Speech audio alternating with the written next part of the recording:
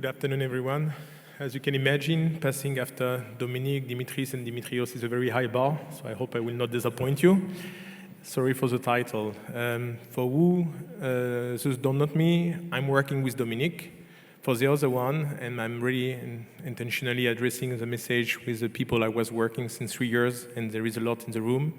I would like to say I'm extremely happy by what we did. We simply think it was impossible. We did it. And 1 year ago, I was there just presenting some slide on design. 1 year ago after, all the satellites, the 11 one, we are talking about 18, 19 maybe now, this morning. 11 are in orbit, flying over Greece. And I'm really proud to share with you some achievement.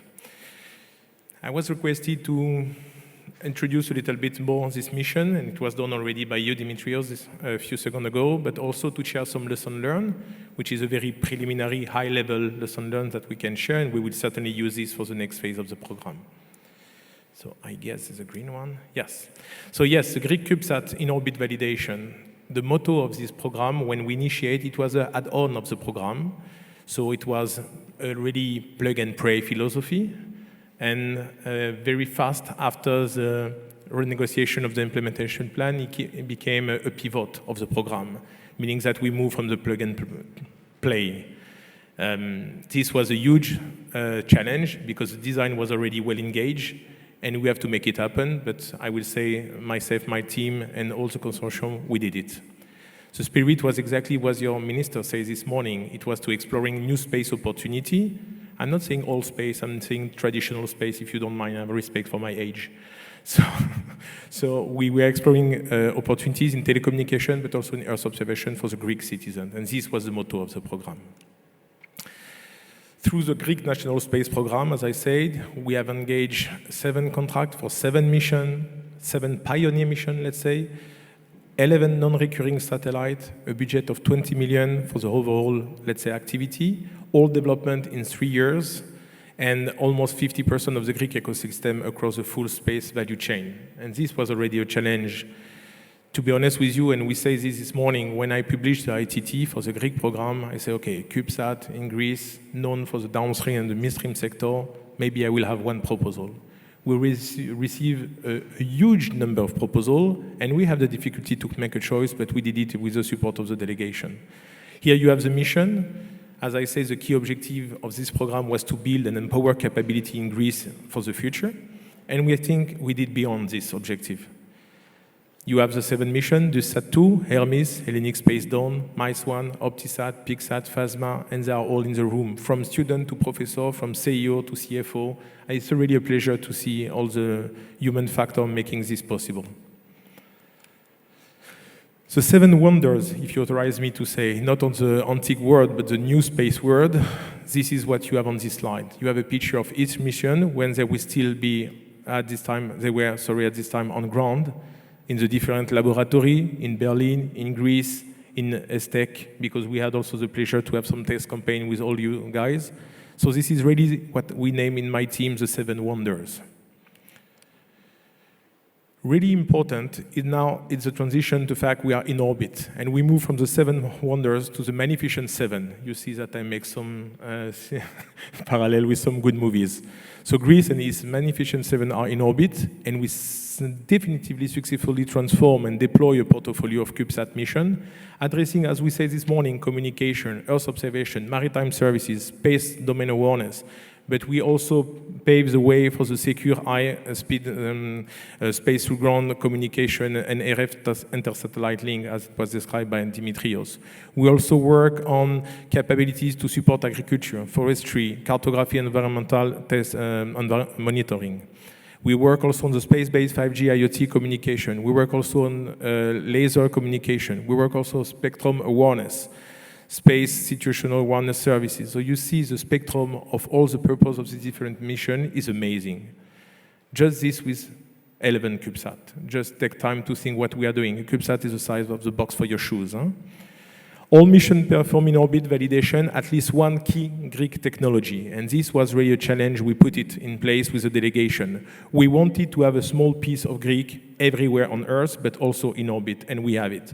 We have processor from Greece. We have payload dual data handling from Greece, communication system, ASIC, software-defined radio. So it's not a 100% made in Greece mission. I recognize, but at the same time, you have to go to the market and you develop some capabilities. So when you don't have the capability, you procure. But by procuring this capability, you learn, and now the Greek ecosystem has the capacity to enter in the game stronger.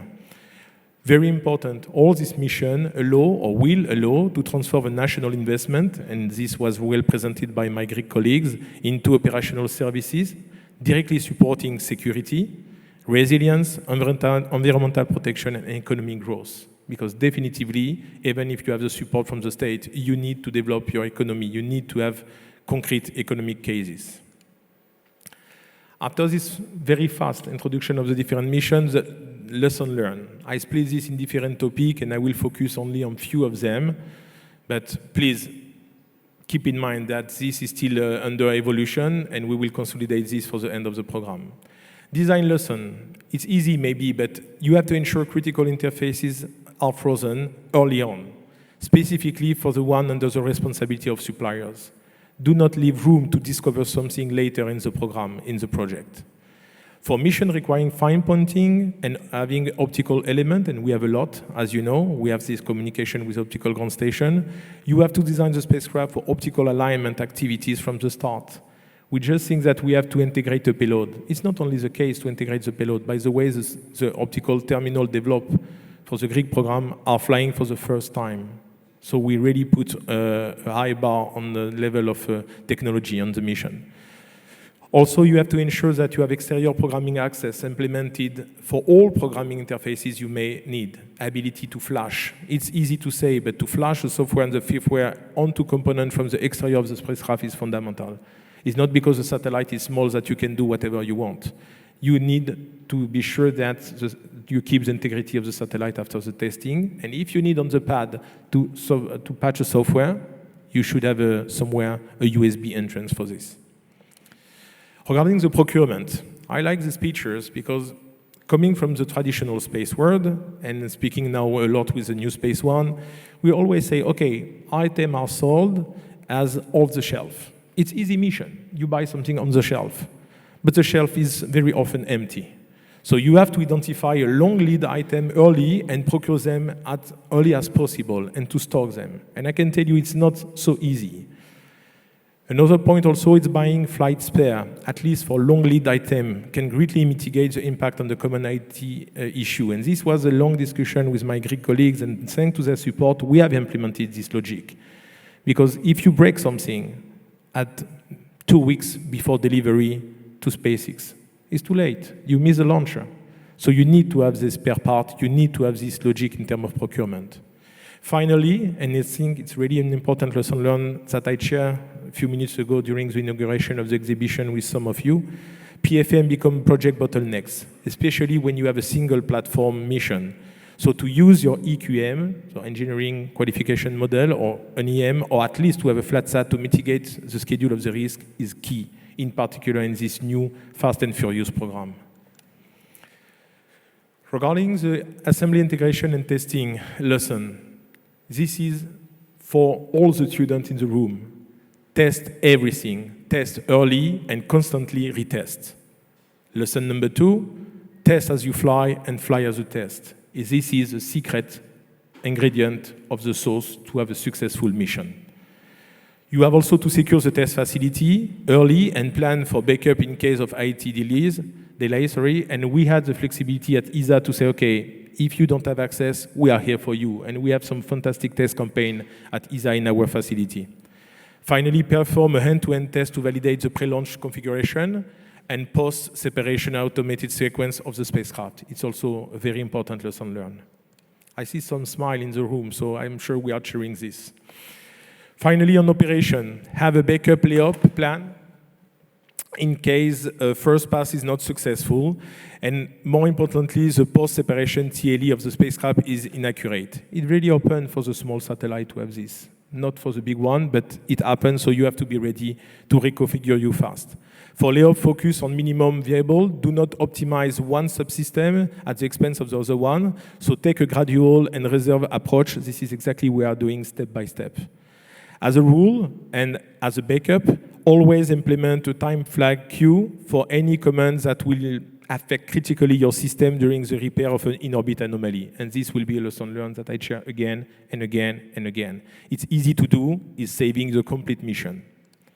Regarding the management, because there is also a lesson learned for me, make sure any supplier service contract explicitly defines the expected scope of services, and do not assume certain things are standard. Nothing is standard except the ESS. The rest is a pure discovery. Adapt the review process to the project. When we start this program, we make a super, super light way to manage the program, I can tell you, if I talk with my colleague in the corridor. What we realized that even this was adapted during the execution of the program, because each consortium needs to have a special, tailored way to manage their program and to be sure that we deliver what we say. So we did what we say what we did, and everybody at the end is happy. Thank you for your time. Evaristo Parapoli. Here's some picture. I share already some results with you from Hermes. I share some results with you from ICE-1, where you have a diversity of the mission we have proposed to Greece.